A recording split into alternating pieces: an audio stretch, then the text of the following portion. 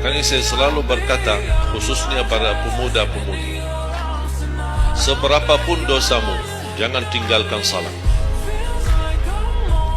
Sebesar apapun dosamu, jangan tinggalkan salat. Karena salat itu ibadah yang langsung menyambungkan kita sama Allah, tali hubungan kita sama Allah.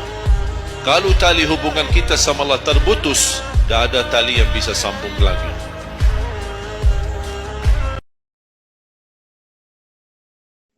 سمع الله لمن حمده اللهم اهدنا فيمن هديت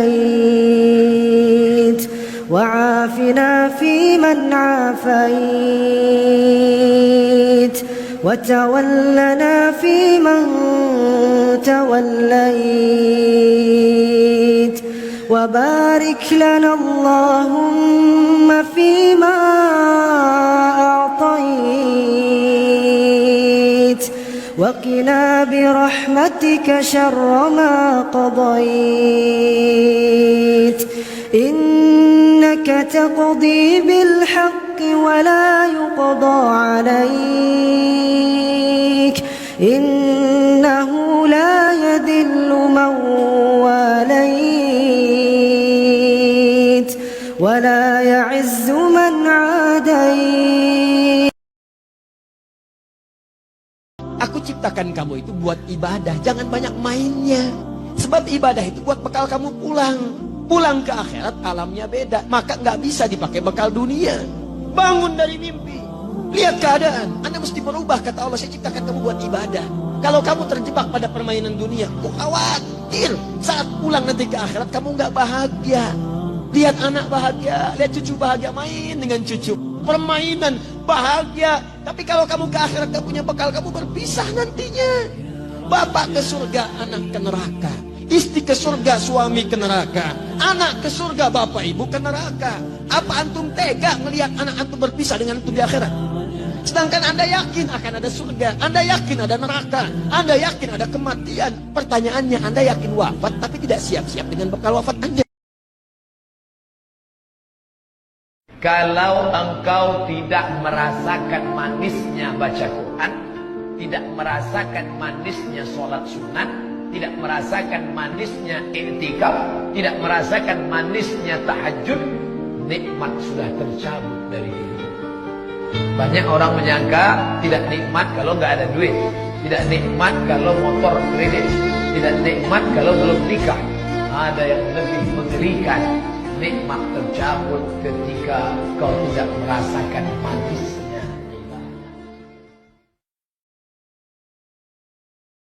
Jika ada seseorang yang berbuat zalim kepada Anda, maka kaidahnya langsung mengatakan, lihat gini, kebaikan orang itu pindah kepada Anda. Kalau dia nggak punya kebaikan, nggak punya pahala, maka keburukan Anda ditransfer kepada dia. Itu rumusnya di hadis Muslim. Misal, kasusnya tadi, di depan rumah Anda, itu ada warung, tempatnya digunakan sebagai gosip. Yang digosipkan adalah Anda. Maka saat Anda digosipkan itu dosa-dosa dia, teman-teman sekalian, bertambah. Pahala dia dipindahkan kepada Anda, pahala Anda kemudian bertahan nambah banyak. Kalau dia nggak punya pahala lagi, dosa Anda ditarik sama dia. Nah, yang kedua ini masih di dunia. Yang kedua, setiap dibicarakan, baru namanya disebutkan, itu langsung pindah pahalanya. Dosa orang itu ditarik. Kalau sudah disebutkan keburukan-keburukannya, maka keburukan itu akan dibuat oleh Allah jasad orang yang dibicarakan dalam bentuk bangkai. Makanya beruntung manusia yang bisa bangun masih waktu subuh dan bisa melaksanakan sholat subuh, itu orang yang beruntung. Jangan dianggap bangun subuh terus kita bisa sholat subuh itu bukan kenikmatan ya. Ketika jenengan Anda bangun di waktu subuh kemudian melaksanakan sholat subuh, berarti Anda saat itu terpilih dari sekian banyak hamba Allah yang tertidur lelap tidak bangun untuk sholat subuh. dan terpilih menjadi hamba Allah yang bangun di antara hamba-hamba Allah yang mungkin juga bangun di saat itu tapi tidak tergerak hatinya untuk melaksanakan sholat. Anda dipilih oleh Allah bangun dari tidur dan tergerak hatinya untuk menuju panggilan Allah subhanahu wa ta'ala, maka itu kenikmatan besar yang harus kita syukuri. Ternyata ada teman yang memilih paling ringan, sholat duha. Jadi duha terus. Karena dia istiqomah, barokahnya tumbuh. Hanya senang dia ke masjid. Karena dia terus senang ke masjid dan duha, lama-lama naik lagi, senang tahajud dia. Karena dia senang tahajud istiqomah, lama senang tadabbur Quran. Karena dia senang tadabbur Quran, lama-lama tambah berkah lagi, udah 4 nih. Hanya dia senang sedekah. Lama-lama ia senang jaga wudhu. Lama-lama hatinya terjaga dengan istighfar, zikir, sholawat. Lama-lama ia senang dengan isyraq. Lama-lama istiqomah dia. Mujahadahnya mendekatkan diri kepada Allah, maka Allah beri hadiah-hadiah, jalan-jalan untuk meraih hidayahnya. Inni zahibun ila rabbi sayahdin. Sesungguhnya hamba berjalan menujumu ya Allah, maka hamba itu akan terus diberi. Salat itu tidak mudah kecuali bagi orang khusyuk. Siapa orang khusyuk itu? Ayat 46-nya. Cara pertama, alladzina yadhunnuna annahum mulaqu rabbihim. Kalau Anda ingin khusyuk dalam salat, rasakan saat akan salat bahwa Anda akan berhadapan menghadap Allah Subhanahu wa taala. Ketika mendengar panggilan dari masjid, Anda akan menghadap, maka kenakan pakaian terbaikmu. Pakaian terbaikmu. Kedua, Quran surah kelima ayat yang ke-6.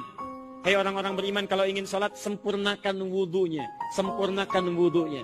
Jangan asal wudu, jauhi sembarangan wudu, kata Quran. Kalau Anda ingin khusyuk salatnya, sempurnakan wudu dengan baik. 3, ini yang paling penting. Saya akhiri. Wa annahum ilaihi raji'un. Dan rasakanlah barangkali itu adalah salat terakhir yang Anda kerjakan. Mungkin dalam salat itu Anda akan menghadap kepada Allah Subhanahu wa taala untuk selamanya. Kenapa kamu kenakan pakaian terbaik yang halal? Kenapa kamu berwudu dengan sempurna? Karena barangkali pakaian itulah pakaian terbaik yang akan kamu kenakan akhir dalam kehidupanmu. Apa amal yang paling dicintai Allah? As-salatu ala waqtiha. Salat di awal waktu. Orang yang punya waktu menunda salat masuk kategori fawailul lil musallin. Celaka orang yang salat. Kenapa dia celaka? Menunda-nunda salat. Salat itu bukan kewajiban. Salat itu adalah hubungan koneksi dengan Allah Subhanahu wa taala. Kau tunda salatmu hanya karena jabatan. Belum kau mati, pejabat pengganti sudah siap. Kau tunda salatmu hanya karena kerjaan. Sedangkan rezekimu datang dari Allah. Hubungan dengan yang punya rezeki tidak diperbaiki. Mau minta rezeki, mau minta sama siapa? Salat dulu. Apa salat baru yang lain? Kebiasaan mudah-mudahan salat. Na'udzubillah. Salat subuh berjamaah di masjid memiliki keutamaan yang luar biasa, sehingga betapa meruginya jika seorang insan beriman melewatkannya. Jika kita sanggup salat subuh berjamaah di masjid, tentu mudah bagi kita untuk menunaikan salat-salat lainnya dengan berjamaah. Man shallal bardaini dakhalal jannah. Barang siapa yang mengerjakan salat bardain, yaitu salat subuh dan asar, maka dia akan masuk surga.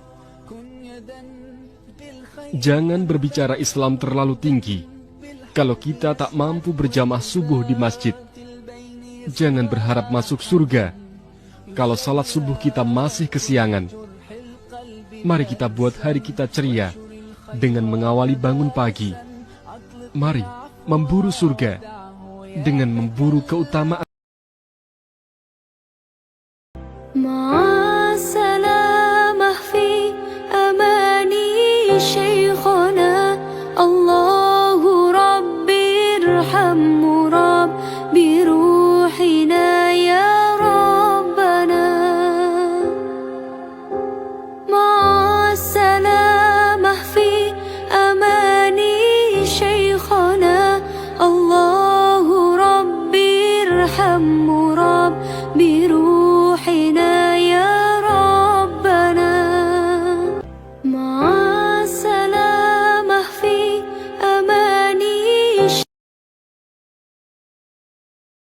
Salat tahajud itu punya 4 kemuliaan yang tidak akan ditemukan di salat apapun. Itu cuma malam, waktunya malam. Ya. 1, Allah menjamin akan mengangkat karir pekerjaannya, ditempatkan di tempat terbaik. Yang kedua, cara dia bekerja, beribadah, beraktivitas dibimbing supaya mudah. Yang ketiga, kalau ada kesulitan dibimbing supaya keluar dengan lancar.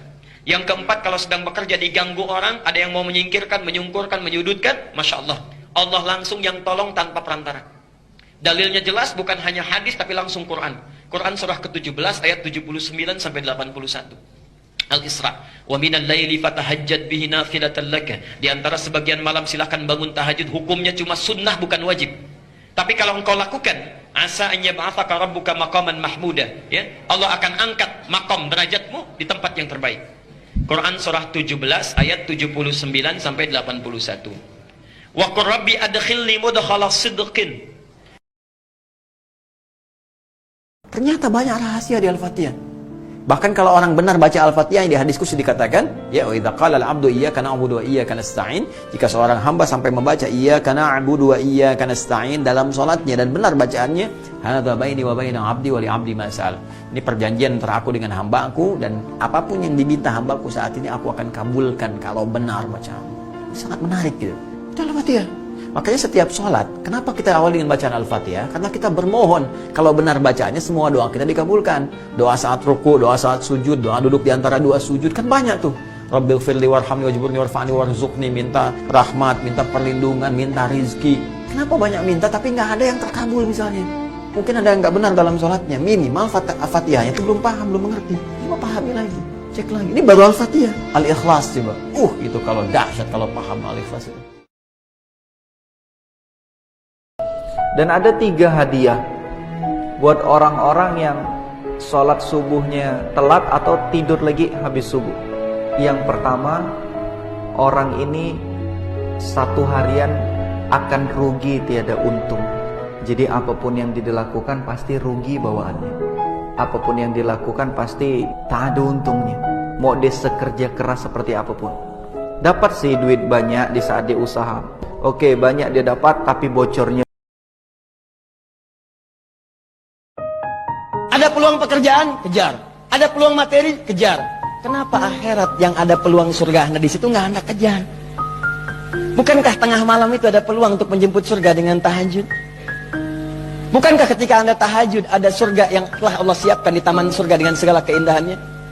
Bukankah ketika menjelang subuh waktu sahar ada ampunan dosa diberikan? Ada pengabulan dari doa yang dipanjatkan? Ada semua doa yang dimintakan langsung dikabulkan? Bukankah istighfar Anda akan memberikan apa yang Anda harapkan seketika Allah kabulkan pada saat itu? Kenapa tidak Anda kejar? Bukankah 2 rakaat sebelum subuh Allah akan berikan lebih daripada dunia dan seisinya? Bukankah duha itu menghilangkan dari musibah yang kita akan hadapi di hari itu? Bukankah sedekah melipat gandakan apa yang kita telah dapatkan? Kenapa tidak Anda kejar? Duhai Anda yang merindukan surga, jangan cuma dirindukan, karena semua orang pun merindukannya. Surga itu tidak dimasuki dengan kerinduan. Surga hanya bisa dimasuki dengan amal saleh dan keimanan. Allah menjanjikan 4 hal bagi orang tahajud saat berada di dunianya. Janji pertama, Allah akan angkat karirnya di tempat yang terbaik. Janji yang kedua, Allah bimbing semua aktivitasnya sehingga jadi lebih mudah. Janji yang ketiga, Allah bimbing setiap dia punya masalah supaya mendapatkan solusi terbaik mengatasi persoalannya. Janji yang keempat, Allah akan lindungi dia ketika dalam aktivitas kehidupannya ada orang-orang yang ingin mencelakai atau menjahilinya. 4 janji utama. Di akhirat, para pelaku tahajud yang rutin tahajud dijanjikan oleh Allah akan memasuki surga, dan tempat surganya di taman surga. Anda tinggal di komplek dekat taman, enak kan keadaannya? Anda tinggal di surga, di taman surga, dekat dengan taman surganya. Bagaimana keindahannya? Maka para pelaku tahajud oleh Allah diberikan apresiasi luar biasa saat di akhirat nanti. Jadi di dunia dia dapatkan 4 kemuliaan, di akhirat paling minimal dia mendapatkan anugerah tinggal di taman surga. Dan hebatnya saat dalam hisab, orang-orang ini akan dipanggil-panggil oleh pintu amalan. Orang yang sengaja meninggalkan sholat, hukumnya dosa besar. Awas, hati-hati, lihat baik-baik. Orang yang meremehkan sholat saja disebut munafik oleh Quran. Tempatnya neraka jahanam. Apalagi yang sengaja meninggalkan sholat. Coba lihat, orang munafik disebutkan di Quran, surah ke-3, surah An-Nisa ke-4, ya, ayat 142. Innal munafiqina yukhadi'una Allah wa huwa khadi'uhum Wa idza qamu ila sholati qamu kusala. Quran surah keempat An-Nisa ayat 142, paling kanan sebelah atas. Lihat, sungguh orang munafik itu berusaha menipu Allah, tipu-tipu. Apa di antara menipu Allahnya? Dia berusaha menipu Allah padahal dia menipu diri sendiri. Bagaimana caranya? Kalau sholat malas-malas, nipu. Nih Allah, saya mau sholat. Fisiknya kelihatan sholat, tapi sebetulnya dia enggan menunaikannya. Apakah bersentuhan dengan suami batal setelah wudhu? Mazhab Syafi'i batal. Oh, suami istri kan mahram. Mahramnya mahram karena nikah, bukan mahram karena syahwat. Kenapa dengan ibu dengan adik nggak batal? Kamu bersahwat dengan ibu kamu. Saya nggak bersahwat nengok istri saya, Pak Ustadz. Nengok istri orang baru saya bersahwat. Bedakan mahram karena musaharah, karena nikah, dengan mahram karena nasab. Dengan adik perempuan, dengan kakak perempuan, dengan ibu, dengan bibi, adik ibu, kakak ibu. Itu mahramnya mahram muabbad sampai mati. Dengan istri ini kan karena nikah. Oleh sebab itu mazhab Syafi'i batal. Kenapa kawan saya yang dari Muhammadiyah mau berangkat kerja? Kalau mau bagus, jadikan dunia untuk kepentingan akhirat. Insya Allah Allah akan berkahi kehidupan kita. Ingat ya, ingat ini. Anda mengejar sholat tidak akan mengurangi rezeki Anda. Rezeki kita itu sudah diatur. Jadi kalau Anda bisa mengerjakan perbuatan yang baik, kenapa pilih yang tidak baik? Tidak akan mengurangi rezeki Anda. Wa annahu wa agna wa aqna. Dia Allah akan menjadikan antum kaya atau cukup. Sifat Allah itu nggak akan mengurangi rezeki. Sifat Allah itu mencukupkan rezeki. Yang menjadikan kurang itu antum yang tidak pernah merasa cukup dengan rezeki yang Allah berikan. Kenapa tidak merasa cukup? Karena kurang dekat dengan Allah, banyak maksiatnya, banyak dunianya. Itu yang menjadikan gak pernah cukup. Kalau antum selalu merasa cukup, akan dibantu oleh Allah, nyaman hidupnya. Karena sifat Allah berkeinginan selalu menambah. Kalaupun kurang, itu perasaan antum. Karena Allah tidak pernah mengurangi rezeki seorang hamba. Makanya jangan sampai Anda menyebut, ya Allah kenapa engkau kurangi rezeki saya? Bukan saya yang kurangi, kamu yang gak pernah merasa cukup. Jadi sebetulnya kalau kita merasa cukup, enak Pak, dibantu oleh Allah, hidupnya ringan. Kalau teman-teman lagi cemburu dengan dunia seseorang, bilang wa ma indallahi khair. Apa yang ada di sisi Allah lebih baik. Udah nggak jadi cemburu. Saya pakai itu sebagai terapi buat diri saya sendiri. Kalau saya lagi ada rasa kayak kepengen apa yang orang punya, ada rasa iri, ada rasa cemburu, ada rasa kayak merasa orang lain lebih beruntung dari kita, saya selalu pakai mantra wa ma indallahi khair, wa ma indallahi khair, wa ma indallahi khair. Sehingga hilanglah rasa cemburu itu. Apa yang ada di sisi Allah lebih baik. Apa yang ada di sisi Allah lebih baik. Apa yang ada di sisi Allah lebih walal akhiratu khairul laka minal ula wal akhiratu khairu wa abqa.